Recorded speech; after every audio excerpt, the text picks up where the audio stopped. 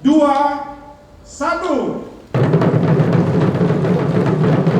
Harus kita tepuk tangan. Hormati dengan ini Rakernas Apindo ke-34 tahun 2025 resmi dibuka. Mohon berkenan Bapak Ibu tetap di panggung. Mohon berkenan.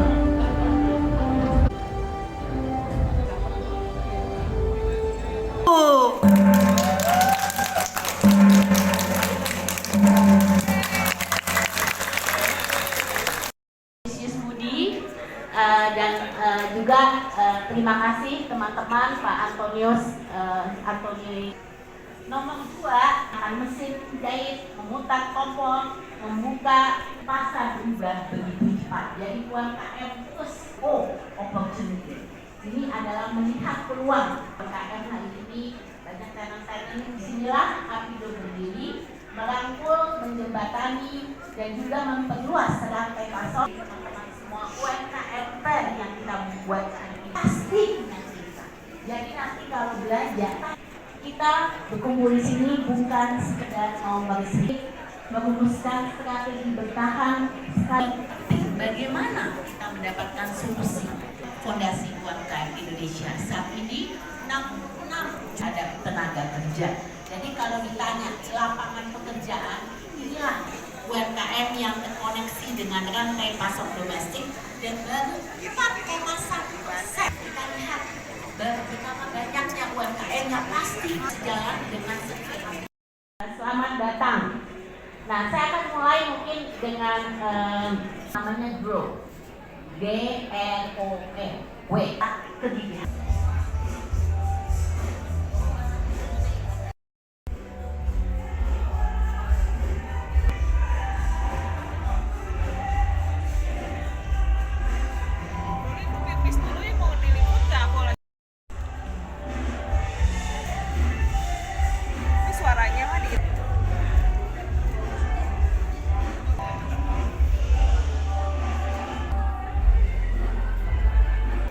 Karena sekarang ada di Jawa Barat ya, jadi ya tentu saja itu berbeda. Dan setiap tahun tantangannya juga berbeda, semuanya juga berbeda, jadi pasti berbeda ya.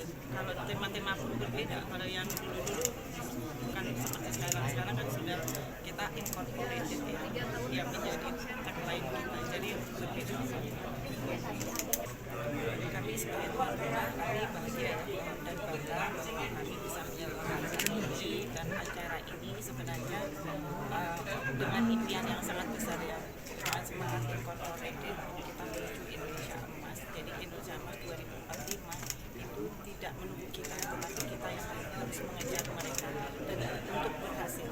Dan kita tidak bisa melakukan itu sendirian. Kita perlu kerjasama baik itu dengan pemerintah, kemudian dengan para pengusaha dan juga masyarakat dan juga banyak seperti awak media misalnya ya. Jadi itu menuju kita ke keberhasilan. Dan saya mau menyampaikan juga bahwa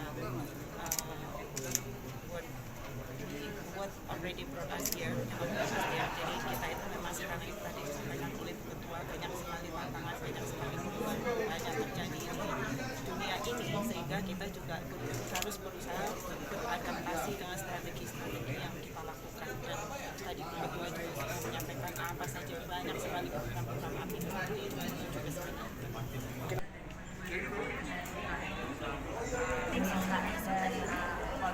Nyemplong ya Kak ya, benar. Jadi sebagai pedoman atau kerangka kerja yang digunakan secara luas oleh rekan-rekan.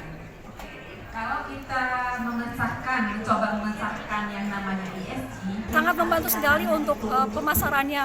Jadi kita tuh marketnya itu memang sangat terbatas untuk UMKM dan nggak banyak juga memang dari kita itu susah mencari target market kita sendiri. Dengan adanya acara Apindo ini lebih tertarget sebenarnya, dan kita mengetahui sebenarnya market kita itu cocok nggak untuk produk kita, atau produk kita itu cocok untuk market yang kita tinjau gitu ya gitu.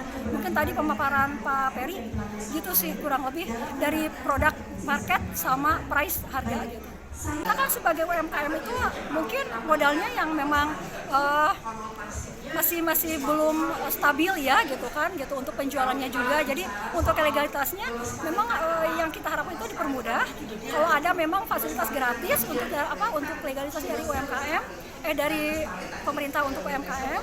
Terus dari segi pemasaran kita memang kendala dan kompetitor kita bukan main-main karena kompetitor kita itu pasar yang memang lebih luas lagi karena dengan PT-PT yang memang udah levelnya industri pabrik gitu, sedangkan kita UMKM memang tergerus oleh budaya yang memang masyarakat itu lebih aware itu lebih ke pasar modern gitu ya gitu. Itu tugas pemimpin tuh nggak boleh lepas tangan, dia harus tampil untuk segera menyelesaikan seluruh problem itu agar para pengusaha tidak dipusingkan oleh berbagai problematika sosial yang terjadi. Kalau administratifnya nggak masalah. Forum ini adalah forum sinkronisasi. Saya tadi sudah menyampaikan posisi saya itu mengorkestrasi antara pemerintah pusat, pemerintah daerah, kalangan dunia usaha.